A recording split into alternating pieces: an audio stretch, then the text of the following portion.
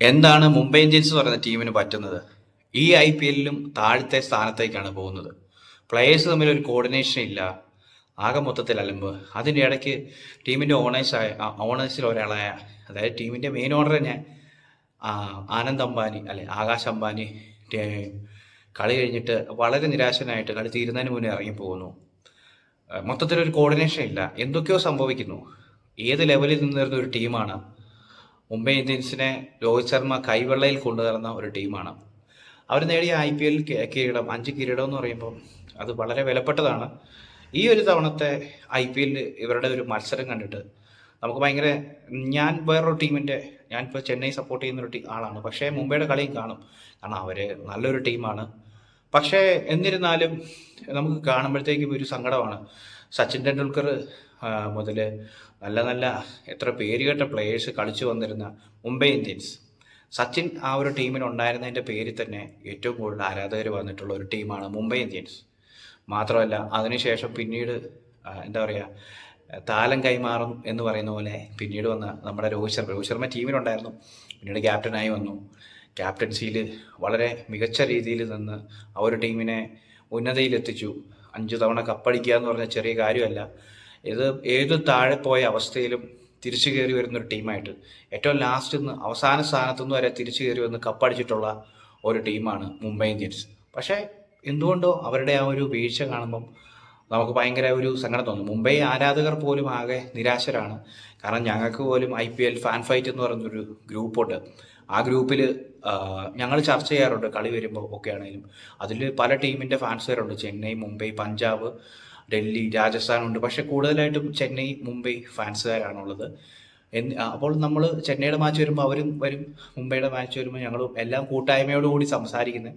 മത്സരത്തിലെ പോരായ്മകളും കാര്യങ്ങളും എല്ലാം പറയും. അങ്ങോട്ടും ഇങ്ങോട്ടും കളിയാക്കലും കാര്യങ്ങളും ഒക്കെ ഉണ്ടെങ്കിലും ഓരോ പ്ലേയേഴ്സിൻ്റെ പോരായ്മകളും ഏറ്റവും നല്ല കാര്യങ്ങളും എല്ലാം ചർച്ച ചെയ്യാറുണ്ട്. പക്ഷേ എന്തുകൊണ്ടോ മുംബൈയുടെ ആരാധകർ പോലും കടുത്ത നിരാശയിലാണ്.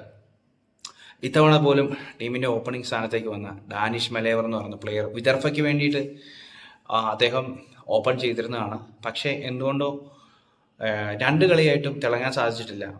നമുക്കത് ഒരു ഇൻ്റർനാഷണൽ ലെവലിലുള്ള പ്ലേയേഴ്സുമായിട്ട് IPL-ൽ വരുമ്പോഴത്തേക്ക് മുട്ടുമ്പം അദ്ദേഹത്തിനെ മുട്ടടിക്കുന്നതായിട്ട് കാണുന്നുണ്ട്. വരുന്ന കളിയും ഇനി അദ്ദേഹത്തെ പരീക്ഷിക്കുമെന്ന് അറിയത്തില്ല. മൊത്തത്തിലൊരു പേസ് ഇല്ലാത്ത രീതിയിൽ ലോകോത്തര ബോളറായ ജസ്പ്രീത് ബുംറയ്ക്ക് പോലും ഒന്നും ചെയ്യാൻ പറ്റാത്തൊരു സാഹചര്യം. എന്നാലും ഒരു പ്രതീക്ഷയുണ്ട് മുംബൈ ഇന്ത്യൻസ് തിരിച്ചു വരും എന്നുള്ളത്. പക്ഷേ അത് എന്താ പറയുക, എങ്ങനെ ആകും എന്നൊന്നും അറിയത്തില്ല. ഹാർദിക് പാണ്ഡ്യയുടെ ക്യാപ്റ്റൻസി പോലും ഇപ്പോൾ ചോദ്യം ചെയ്യപ്പെടുന്നുണ്ട് നല്ല രീതിയിൽ. എന്താണ് കാണിക്കുന്നത്, പുള്ളിയുടെ ടാക്ടിക്സ് എന്താണ്, ഒന്നും മനസ്സിലാകുന്നില്ല. പ്ലേയേഴ്സിനെ അങ്ങോട്ടും ഇങ്ങോട്ടും മാറ്റി മാറ്റി എന്താ പറയുന്ന സ്ഥാനം മാറ്റി ഇറക്കി പരീക്ഷിക്കുന്നു. അങ്ങനെ ഒരുപാട് കാര്യങ്ങളുണ്ട്. ഇപ്പം എന്താ പറയുക, നല്ലൊരു പ്ലെയറാണ് റുദർഫോർഡിനെയൊക്കെ കുറച്ചുകൂടെ നേരത്തെ ഇറക്കുമോ, ഇപ്പം എൻ്റെ ഒരു അഭിപ്രായമാണ്. ഒരല്പം 2-3 സ്ഥാനത്തൊക്കെ ഇറക്കുവാണെങ്കിൽ കുറച്ചുകൂടെ ഫിനിഷറായിട്ട് നിർത്തിയിരിക്കുന്ന അദ്ദേഹം കുറച്ചുകൂടെ സ്കോർ കണ്ടെത്താൻ മിടുക്കനാണ്. തിലക് വർമ്മ, സൂര്യകുമാർ യാദവ്, ഇവർ രണ്ടുപേരുടെയും, തിലക് വർമ്മ കഴിഞ്ഞ കളി ചെന്നൈയുമായിട്ടല്ല, അതിന് മുന്നത്തെ കളി നന്നായിട്ട് കളിച്ചു. ചെന്നൈയായിട്ടും കുഴപ്പമില്ലായിരുന്നു. പക്ഷെ സൂര്യകുമാർ യാദവ് പക്കായിട്ട് ഫോം ഔട്ടാണ്. അങ്ങനെ ഇരിക്കുന്ന സാഹചര്യത്തിൽ പരീക്ഷണങ്ങൾ മാറ്റി സെറ്റായിട്ടുള്ള പ്ലേയേഴ്സ് പുറത്തിരിപ്പുണ്ട്, അവരെ ഇറക്കി കളിക്കേണ്ട. എന്തുകൊണ്ടോ അതൊക്കെ സംഭവിക്കുന്നില്ല. നല്ല പ്ലേയേഴ്സ് എല്ലാം ഉണ്ടായിട്ടും, എല്ലാം ഉണ്ട്, സദ്യക്ക് കൂട്ട് എന്ന് പറയുന്ന പോലെ എല്ലാം ഉണ്ടായിട്ടും ഒന്നും ആകാതെ പോകുന്നൊരു കാര്യം കാണുമ്പോഴത്തേക്കും ഭയങ്കര എന്തോ ഒരു സങ്കടം.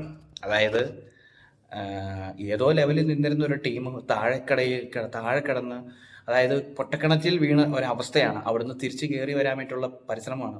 മറ്റു ടീമുകളും താഴെയുണ്ട്. പക്ഷേ എന്നിരുന്നാലും ഇത് മുംബൈയുടെ കാര്യം എടുത്തു പറയാനുള്ളത്, ഇത്രയധികം ആരാധകരുള്ള മുംബൈ ടീമിനെ കുറിച്ച് നമുക്കും ഉണ്ടൊരു ഇത് കാര്യം. ചെന്നൈയുടെ ഒരു ആരാധകനാണ് ഞാൻ, അല്ലെങ്കിൽ ചെന്നൈയുടെ ആരാധകരുണ്ടാവും, മറ്റു ടീമിൻ്റെ ആരാധകരുണ്ടെങ്കിലും മുംബൈ ഇന്ത്യൻസിൻ്റെ കളി ഉറ്റുനോക്കുന്നവർ തന്നെയാണ് എല്ലാവരും.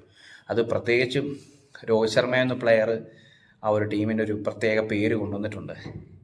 ഇത് നേരത്തെ തന്നെ അറിയാം. ഹാർദിക് പാണ്ഡ്യ ഗുജറാത്തിൽ നിന്നും ഇവിടെ വന്ന് ട്രേഡ് ചെയ്ത് വന്നപ്പോൾ ക്യാപ്റ്റൻസി പുള്ളിക്ക് വേണമെന്ന് പറഞ്ഞ് ഡിമാൻഡ് ചെയ്തു എന്നൊക്കെ പറയപ്പെടുന്നുണ്ട്. എന്തായാലും ക്യാപ്റ്റൻസി എടുത്തു. രോഹിത് ശർമ്മ അതിൻ്റെ അണ്ടറിൽ കളിക്കുന്നുണ്ട്. അതിൻ്റെതായ കുറച്ച് കുഴപ്പങ്ങളൊക്കെ തോന്നിയിരുന്നെങ്കിലും പിന്നീട് അത് ഓക്കെ ആയി. കാണികൾ കൂവി അദ്ദേഹത്തെ ഗ്രൗണ്ടിലേക്ക് വരവേറ്റ സമയമൊക്കെ ഉണ്ട്. പക്ഷേ അദ്ദേഹത്തിൻ്റെ കളി മികവിലൂടെ ആ കൂവലുകൾ മാറ്റി കയ്യടിയാക്കിയായിരുന്നു. പക്ഷേ ഇപ്പോഴത്തെ ഒരു അവസ്ഥ ഏകദേശം പഴയ കൂവലിലേക്ക് തന്നെ എത്തുന്ന ഒരു അവസ്ഥയാണ്. കാരണം ബാറ്റിങ്ങിലും അത്ര അങ്ങോട്ട് ഫോം ആകുന്നില്ല. പിന്നെ ആവശ്യത്തിലധികം ഷോ പറയുകയാണെങ്കിൽ പട്ടി ഷോ എന്ന് തന്നെ പറയും. പട്ടി ഷോ കാണിക്കുന്നുണ്ട്, കാണിച്ചോട്ടെ. പക്ഷേ അതിനുള്ള കളി കാണിക്കണ്ടേ? കളി കാണിക്കുക മാത്രമല്ല, ഒരു പ്ലേയേഴ്സിനെ അങ്ങോട്ടും ഇങ്ങോട്ടും കൃത്യമായിട്ട് മാനേജ് ചെയ്യാൻ പറ്റുന്നില്ല എന്ന് പറയുന്നുണ്ടെങ്കിൽ ക്യാപ്റ്റൻസി ഭയങ്കര വേസ്റ്റാണ്. പറയാൻ പറ്റില്ല. ഇനി വരുന്ന കളികളിൽ മികച്ച രീതിയിൽ കളിച്ച് കയറി വരുവാണെങ്കിൽ മുംബൈയുടെ ഒരു പ്രതാപം അങ്ങനെയാണ്. പഴയ ചരിത്രം എന്ന് പറയുന്നത് അങ്ങനെയാണ്. ഏതു രീതിയിലും എങ്ങനെയും താഴെ പോയി കഴിഞ്ഞാലും, ഏത് താഴത്തെ ലെവലിൽ നിന്നാണേലും ഫീനിക്സ് പക്ഷിയെ പോലെ പറന്നു വന്ന് കപ്പും കുത്തിക്കൊണ്ട് പോകുന്ന ഒരു മുംബൈ ഇന്ത്യൻസ് ഉണ്ട്. അപ്പോൾ ആ ഒരു മുംബൈ ഇന്ത്യൻസിനെ ഇപ്പോഴും അവരുടെ ആരാധകർക്ക് ഒരു പ്രതീക്ഷയുണ്ട്. ആ മുംബൈ ഇന്ത്യൻസിനെ തിരികെ കാണാൻ പറ്റും, അതുപോലെ തന്നെ അവർ കളിച്ചു കയറുമെന്ന്. അതാണ് ഓരോ മുംബൈ ആരാധകൻ്റെയും ഒരു മനസ്സിലുള്ള കാര്യം. ഞങ്ങൾ ഗ്രൂപ്പിലൊക്കെ ആണെങ്കിലും ചർച്ച ചെയ്യുന്ന സമയങ്ങളിൽ ഇത് തന്നെയാണ് കൂടുതലായിട്ടും പറയാറുള്ളത്. തിരിച്ചു വരും മുംബൈ. അത് മുംബൈ ആരാധകർ കൂടെ പറയുമ്പോൾ ഞങ്ങളുടെ മനസ്സിലും ചെറുതായിട്ടുണ്ട്, കളിച്ചു കയറി വരുമായിരിക്കുന്നു. അത് വേറൊന്നുമല്ല, ചെന്നൈ മുംബൈ മത്സരം വരുമ്പോൾ എപ്പോഴും ഒരു എൽ ക്ലാസിക്കോ പോരാട്ടം പോലെയാണ് കാണപ്പെടുന്നത്. പക്ഷേ ഇത്തവണ ചെന്നൈ മുംബൈയും അടിത്തട്ടിലായിരുന്നു, അടിവാരത്തായിരുന്നു. അവിടുന്ന് പിടിച്ചു കയറുന്നുണ്ട്. ചെന്നൈ കളി ജയിച്ച് കയറി വരുന്നുണ്ട്. പക്ഷേ അവരുടെ ഒരു ടീം ഏകദേശം ഒന്ന് സെറ്റായതായിട്ട് കാണിക്കുന്നുണ്ട്. ചെന്നൈ ടീം ബാറ്റിങ്ങും ബോളിങ്ങും ഒക്കെ ഏകദേശം ഒരുപോലെ, ഫീൽഡിങ് ആണെങ്കിലും അത്യാവശ്യം നല്ല രീതിയിൽ നല്ല കോർഡിനേഷൻ വരുന്നതായിട്ട് കാണുന്നുണ്ട്. ആദ്യത്തെ ഒരു ഇച്ചിരി ഫ്ലോപ്പായിരുന്നു. പക്ഷേ എന്നിരുന്നാലും ആ ഒരു ലെവലിൽ അവർ തിരിച്ചു കയറി വരുമ്പോൾ മുംബൈ ഇന്ത്യൻസിന് എന്തുകൊണ്ട് ഈ കഴിഞ്ഞ കളികളിലൊന്നും പറ്റാതെ പോകുന്നു എന്നുള്ളതും ചിന്തിക്കുന്നുണ്ട്. ആ ഒരു ഏത് ഇതാണെങ്കിലും തിരിച്ചു കയറി വരും. ചില സമയത്ത് ഡഗ് ഔട്ടിലിരിക്കുന്ന രോഹിത് ശർമ്മയുടെ മുഖം വളരെ വിഷമത്തോടെ താഴോട്ട് നോക്കുകയും ദേഷ്യത്തോടു കൂടിയും പുള്ളി ഒന്നും ചെയ്യാൻ പറ്റാതെ നിസ്സഹായനായിട്ട് ഡഗ് ഔട്ടിൽ ഇരിക്കുന്നത് കാണാം. കാരണം അവിടെ ഗ്രൗണ്ടിൽ നടക്കുന്ന കാര്യങ്ങൾ അദ്ദേഹം നേരിട്ട് കാണുവാണല്ലോ. അപ്പോൾ അങ്ങനെ അദ്ദേഹം വിഷമിച്ചിരിക്കുന്നത് കാണാം. അങ്ങനെയൊക്കെ ഓരോരോ വല്ലാത്തൊരവസ്ഥയിലാണ് ആ ടീം പൊക്കോണ്ടിരിക്കുന്നത്. എന്തായാലും ഒരു ഫീനിക്സ് പക്ഷിയെ പോലെ മുംബൈ ഇന്ത്യൻസ് തിരിച്ചു കയറി വരും എന്ന് തന്നെയാണ് വിചാരിക്കുന്നത്. മുംബൈ ആരാധകരും അതുതന്നെയാണ് കാത്തിരിക്കുന്നത്, മുംബൈയുടെ ഒരു വമ്പൻ തിരിച്ചു വരവിനായിട്ട്. എന്തായാലും എല്ലാ പോരായ്മകളും മാറ്റി ആ ടീം തിരിച്ചു വരട്ടെ, നല്ല കോർഡിനേഷനോടുകൂടി കളിക്കട്ടെ.